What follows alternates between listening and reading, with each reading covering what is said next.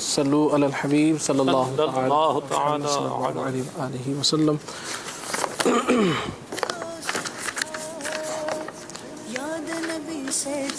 سب سے پہلے دل کے حوالے سے وظیفہ عرض کرتا ہوں کہ دل بڑا ہو گیا اس حوالے سے، یا دل کا کوئی بھی پرابلم ہو، کوئی بھی مسئلہ ہو،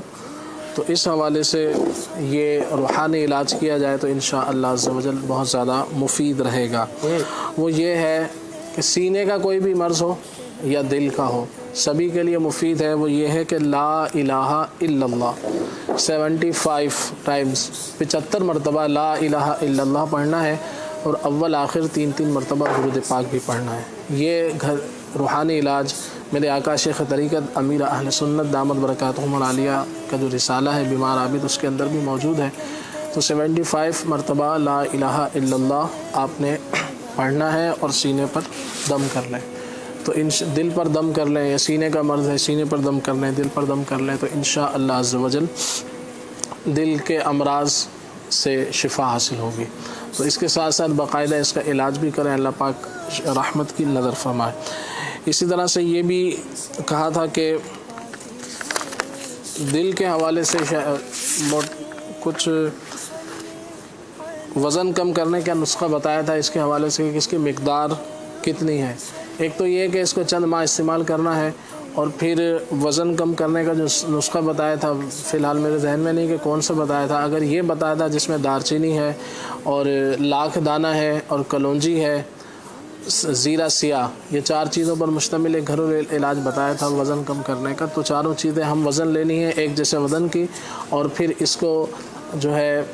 ایک چھوٹی چمچ صبح اور رات کو گرم پانی سے یا سادے پانی سے لے لی جائے، اور دیگر پرہیز جو اس کے ساتھ وہ کیے جائیں، تو انشاءاللہ عز و جل وزن کم کرنے کے حوالے سے مفید رہے گا۔ مزید یہ بھی تھا کہ قد بڑا کرنے کے حوالے سے کوئی وظیفہ بتا دیں، تو اس کے لیے یہ ہے کہ عصر کی نماز کے بعد جمعہ والے دن یا اللہ یا رحمان یا رحیم پڑھنے کے حوالے سے ایک وظیفہ ہوتا ہے۔ اس کا طریقہ کار یہ ہے کہ عصر کی نماز پڑھنے کے بعد وہیں پر ہی 2 زانو بیٹھ جائیں جس طرح نماز میں بیٹھتے ہیں، اور پھر اول آخر اور درمیان میں چند مرتبہ درود پاک بھی پڑھنا ہے، اور یہ پڑھتے رہیں یا اللہ یا رحمان یا رحیم، یا اللہ یا رحمان یا رحیم۔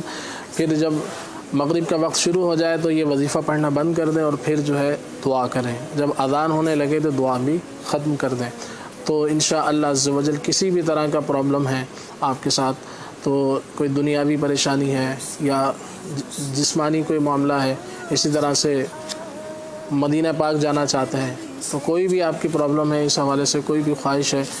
تو اللہ کی رحمت سے جو بھی جائز معاملات ہیں اس کے لیے آپ جو ہے یہ وظیفہ پڑھیں، اللہ پاک آپ کے لیے آسانی فرمائے گا۔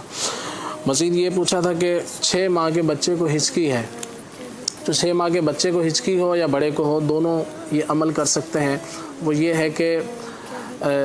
تھوڑا سا دودھ لے لی جائے، بچے کے لیے تو ظاہر بات ہے تھوڑا سا لیا جائے گا، تھوڑا سا دودھ لے لیں 2 چمچ یا 1 چمچ، اس کے اندر تھوڑا سا مکھن شامل کر لیا جائے، مکھن ملا لیں اور پھر یہ پلا دیا جائے۔